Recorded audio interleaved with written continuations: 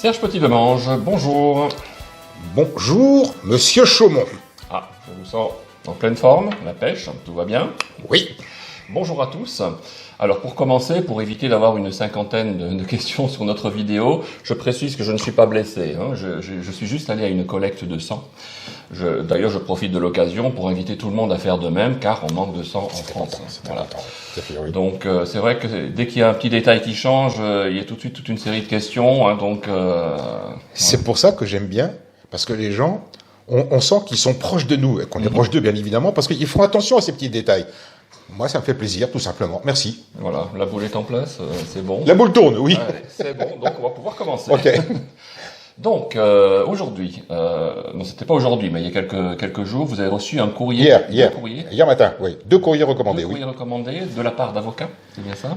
Oui. Et je pense qu'on va également parler d'un article de Libération, un article truculent apparemment, parce que il vous a bien amusé. Donc, ce serait peut-être intéressant de commencer par là. Oui. Eh bien, allez. Volontiers. Serge Petit-Demange, c'est parti. D'accord. Citoyens patriotes. Ça va se passer en 3 parties. Donc le premier volet, à la lecture des commentaires élogieux à notre égard, humainement touchants pour beaucoup. Concernant notre première victoire acquise de haute lutte, s'agissant du départ précipité du franc-maçon Anselmi de la fonction de directeur des services judiciaires, 3e plus haut personnage dans la hiérarchie de l'État monégasque, je veux ici apporter une précision qui a échappé à certains et mal comprise par d'autres. Extrait de l'article de Libération du 18 septembre 2019. Albert s'est fait arnaquer par son gouvernement. Comme souvent en principauté, les monégasques raillent leur gouvernance, mais épargnent volontiers leur prince. Écoutez bien. Monaco est devenu un État mafieux, nous avons tout à craindre des truands, mais Albert s'est fait arnaquer par son gouvernement, d'où cette situation ingérable. Témoigne ainsi un avocat du cru. D'autres soulignent cette plus ou moins curieuse proximité géographique. Le recours de Levrault contre son non-renouvellement n'étant pas suspensif, le magistrat avait déposé un recours devant la Cour suprême de Monaco pour protester. Il fallait bien lui trouver un poste, mais sa nomination à Nice est un aller possible de retour. Le gouvernement français entendrait ainsi protester contre l'éviction de ce jeune magistrat qui dérange sur le rocher.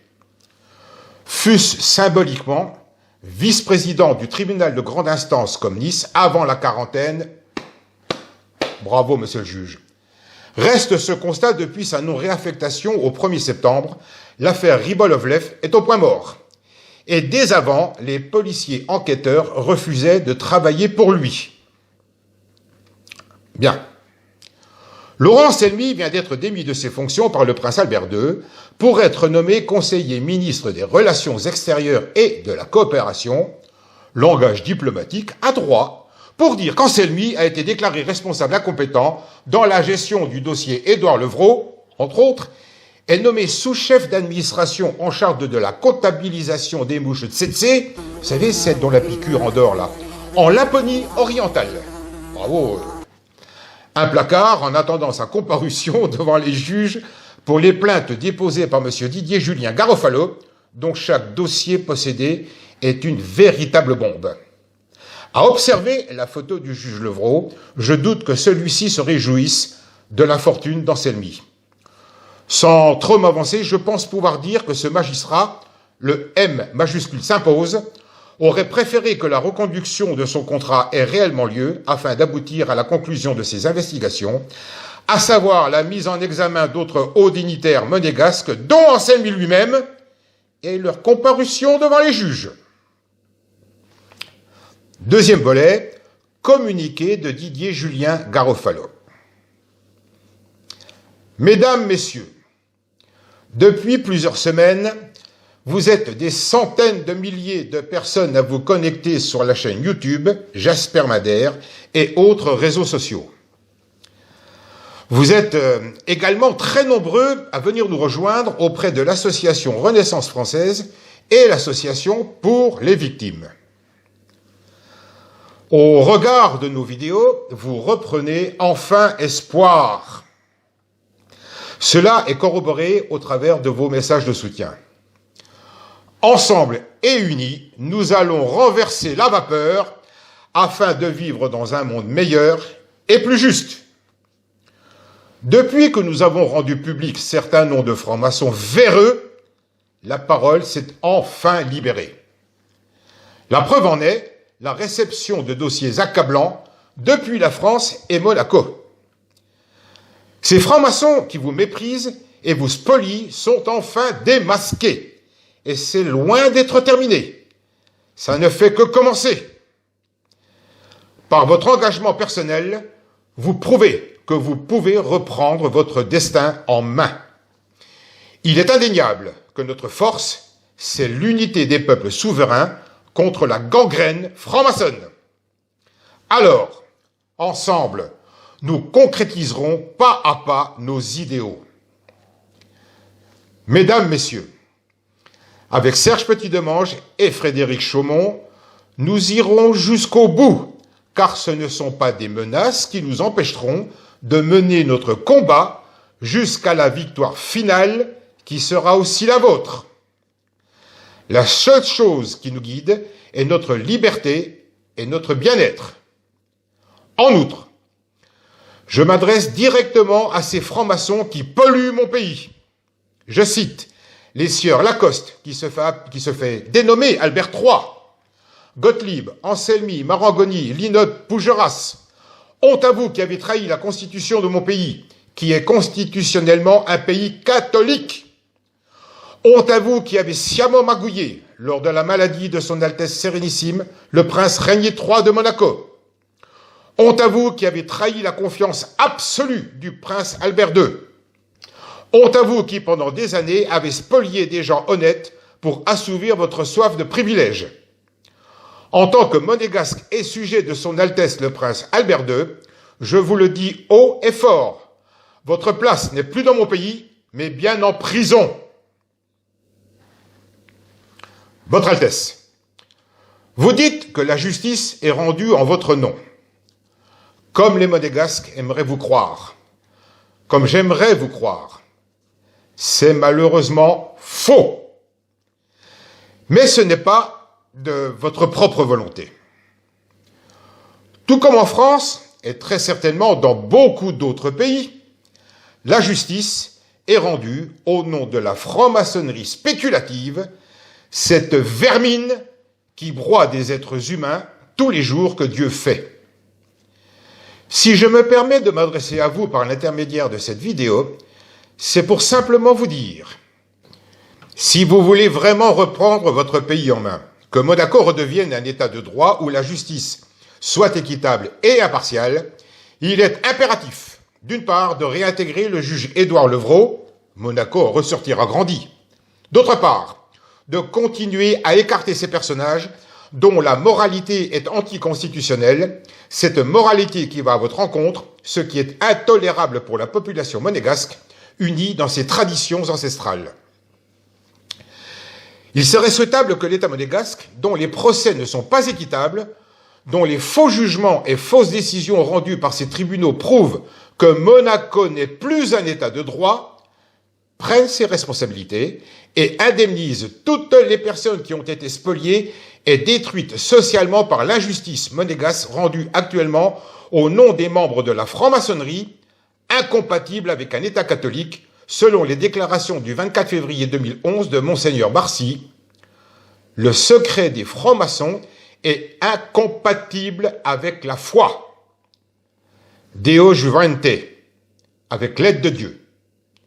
Signé Didier Julien Garofalo, doctorant juriste professionnel. Troisième volet. Hier, jeudi 26 septembre, j'ai reçu 2 recommandés émanant d'un cabinet d'avocats parisien représentant les intérêts de Thierry Lacoste, dit Albert III, et de Jean-Raymond Gottlieb. Ces 2 recommandés, censés m'impressionner, indiquent que je suis mis en demeure de retirer plusieurs vidéos mettant en cause les 2 personnages précités. Ma réponse est on ne peut plus claire et précise.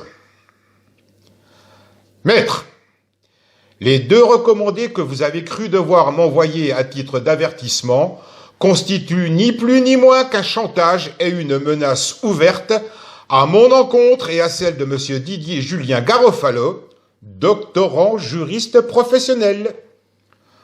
Vous apprenant, je dis bien vous apprenant et non vous rappelant que je suis la victime directe dans le conflit ouvert par l'un de vos clients et dont M. Garofalo est la victime indirecte, je vous informe que plainte a été déposée par lui, près Madame la procureure de Monaco, plainte exigeant la déclassification de l'enregistrement vocal illégal fait à mon insu le mardi 23 juillet 2019 par M. Gottlieb, plainte pour laquelle je vais être entendu à titre de témoin direct sur commission rogatoire, dont votre second client, M. Lacoste, a eu illégalement connaissance, ayant préalablement été désigné par moi interlocuteur direct sur proposition écrite du secrétariat particulier du prince Albert II.